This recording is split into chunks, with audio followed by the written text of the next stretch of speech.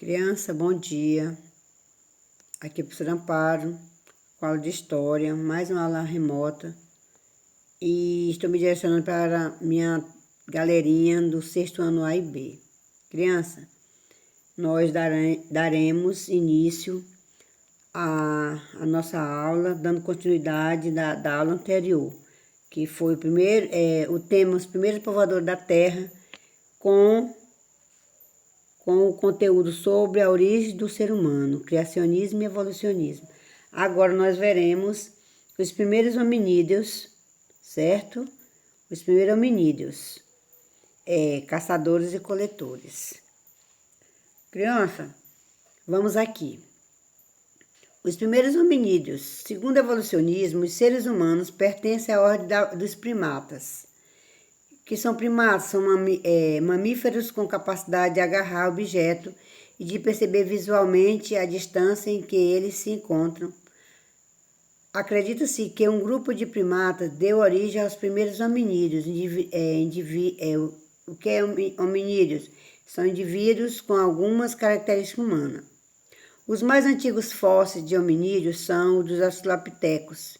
Esses hominídeos viveram na África, ao sul do deserto do Saara, há cerca de 5,5 milhões de anos, e andavam eretos sobre os dois pés. Com o tempo, algumas espécies sobreviveram e outras se extinguiram. Cerca de 2 milhões de anos atrás, surgiu outro grupo mais semelhante aos seres humanos atuais. Esse grupo, chamado de Homo, pertence à espécie humana. Agora, antes de nós vermos sobre esse novo grupo do Homo, não é homem, é Homo. Eu quero falar com vocês sobre o que são fósseis. Criança, fósseis são vestígios ou restos petrificados de seres vivos, tanto animais quanto vegetais, que viveram há muito tempo. Um dente, um osso, um pedaço de crânio de um indivíduo que viveu há milhares ou milhões de anos podem fornecer importantes desculpa, criança,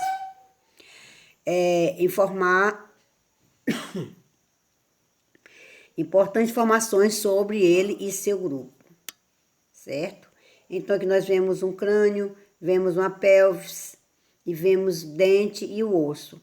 Gente, através de um crânio, através de um crânio, o tamanho dele pode informar a espécie do gênero Homo. 2. A pelvis ajuda a identificar o sexo. A pelvis masculina costuma ser mais pesada e mais estreita que a da mulher. A pelvis feminina é larga e achatada para permitir o parto. 3. O dente pode indicar se o indivíduo alimentava-se de carne ou somente de vegetais. Dentes de leite definitivo ajudam a estimar a idade de esqueleto de criança. 4. O tamanho de um osso pode nos dizer se o esqueleto era de um adulto ou de uma criança. Gente, eu quero falar para vocês o que é uma pelvis. Eu só falei o que é a pelvis, mas eu não expliquei. Pelvis é a bacia. Alguém cai, eu quebrei minha bacia. É das laterais, da direita e esquerda. Então, o que é a pelvis é a bacia, certo? Então, é isso. Então, nós também, eu quero falar para vocês sobre esse fóssil. Um fóssil, o aparecimento de um fóssil é uma raridade. E um esqueleto humano completo é ainda mais raro. As partes duras do corpo, como osso e dente, costumam resistir mais à decomposição, mas há casos, embora raro, em que a parte mole do corpo também é preservada. A regra da natureza é que um organismo que existiu há milhares ou milhões de anos simplesmente se decompõe sem deixar vestígio algum. Bom, agora nós vamos ver o Homo, esse novo grupo. O Homo sapiens sapiens.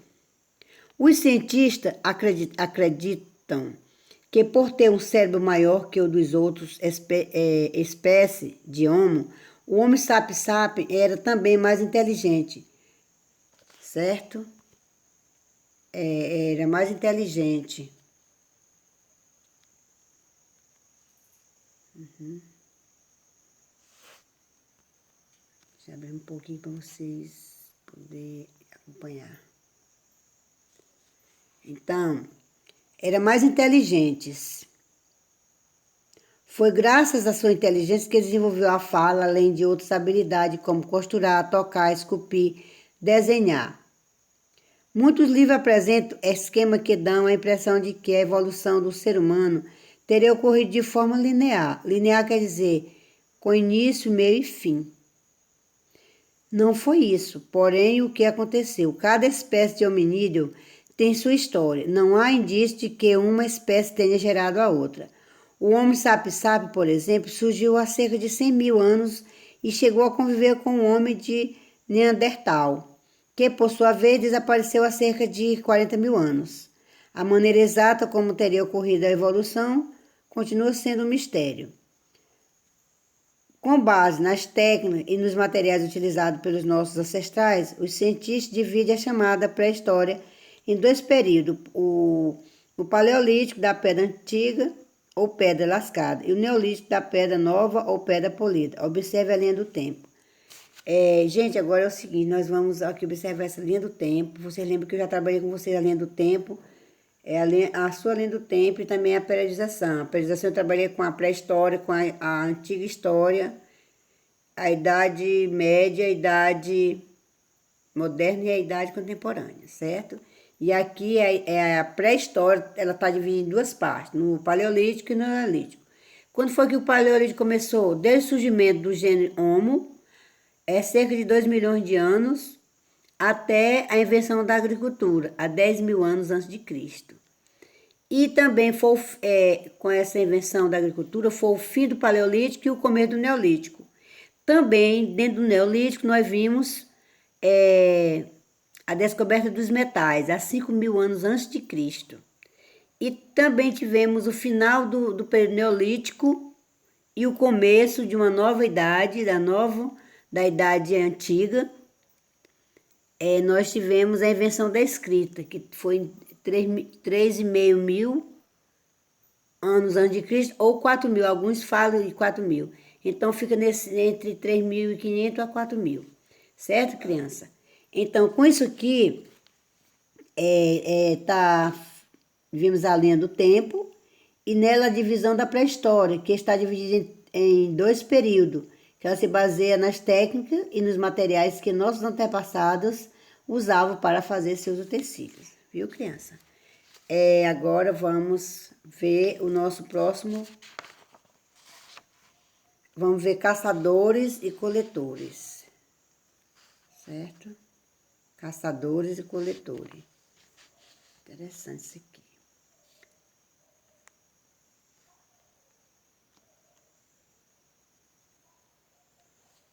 Caçadores e coletores. O Paleolítico foi um período muito longo da história da humanidade, no qual os homens sobreviveram da caça, da pesca e da coleta de frutos, sementes, raízes e folhas. Por isso ficaram conhecidos como caçadores e coletores. Para fazer seus instrumentos de trabalho, os homens do Paleolítico batiam pedras duras em pedra menos resistente até conseguir os objetos desejados. Pontas de projétil, como lanças, por exemplo, machados, pedras cortantes e arpões. Arpões é instrumento preso a um cabo e com a ponta em forma de flecha usada para pescar. Com essas ferramentas, eles abatiam animais, coletavam frutos e raízes, pescavam e faziam suas roupas. Caçavam animais grandes como o mamute e perigosos como o tigre dente de sabre. Os homens do Paleolítico, eles eram nômades. O que era ser nômade? Eles não tinham moradia fixa. Sempre que a caça, os peixes e os frutos de uma região começavam a rarear, ou seja, a ficar escassa, eles se mudavam para outra área em busca de alimentos. Aqui, vocês estão vendo aqui, é um homem paleolítico pegando um leão dente de sabre, certo? Outra coisa. Agora vamos aqui o outro. Aqui fala que no Paleolítico o homem, a grande conquista dele foi o arco e a flecha, mas também teve a questão do fogo. Vamos ver. No início, eles usavam, como é que eles usavam o fogo? Eles pegavam, quando caía um raio numa floresta, e pegava, dava um incêndio, eles corriam e pegavam um galho. Ali ele tinha o fogo deles, mantinha aquele fogo ali até passando, ele mantinha aquele fogo. Mas há cerca de 500 mil anos, descobriu como produzir o fogo. Então ele descobriu duas formas de produzir esse fogo. Que uma, essa da direita, ele pegava o quê? Ele girava bem depressa, ele consistia em girar bem depressa um bastão de madeira dura e seca dentro de uma cavidade de madeira. O atrito produzia calor com o qual se acendia um punhado de graveto ou palha, já deixado por perto. Outra técnica era bater uma pedra contra a outra para conseguir a faísca que produzia o fogo. Vocês já tentaram isso, bater na pedra e ela sair fogo? Muito cuidado, viu, gente? Pois é, então aqui eu quero dizer que é da importância da descoberta do fogo para os primeiros grupos humanos, certo? E que vocês se coloquem na pele desses primeiros humanos, viu, gente? No Neolítico, ver como era a situação.